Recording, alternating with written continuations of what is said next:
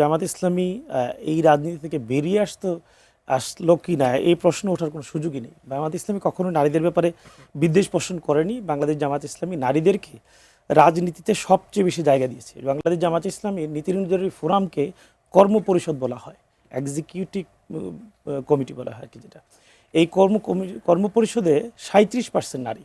বাংলাদেশের কোনো রাজনৈতিক দল আপনি পাবেন না যেখানে 37% নারী। আজকে কর্ম পরিষদের বৈঠক ছিল গতকালকে, এই বৈঠকে নারীদের উপস্থিতিতে বৈঠক অনুষ্ঠিত হয়েছে, নারীদেরকে অংশগ্রহণ করা হয়েছে। এই যে ইয়ে করা হলো, নারীদের সংসদ সদস্য করা হলো, এটা তো জামাত ইসলামী করেছে, না তো অন্য কেউ তো করেনি। জামাত ইসলামী মনোনয়ন দিয়েছে, নারীদের কথা বলেছে, এবং জামাত ইসলামী নারীরা আলহামদুলিল্লাহ সংসদে কথা বলছে, ভূমিকা রাখছে, সবাই প্রশংসা করছে, স্বয়ং মানে সরকার দলীয় সংসদ সদস্যরা প্রশংসা করছে।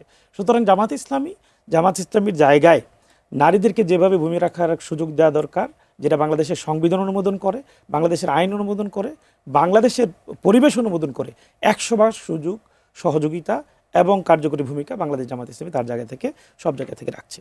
দ্বিতীয়, আপনি যে ইস্যুটা নিয়ে আসলেন সেটা হলো যে সাংবাদিকদেরকে লাঞ্ছিত করা হয়েছে।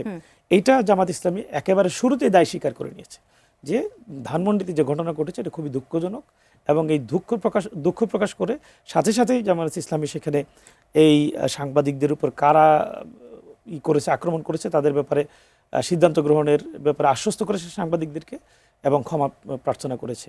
সাংবাদিকদের এই আশ্বস্তের প্রেক্ষিতে শুধু আশ্বস্ত করে শেষ করেনি, চিহ্নিত করা হয়েছে কারা এই কাজ করেছে এবং তাদেরকে দল থেকে বহিষ্কার করা হয়েছে।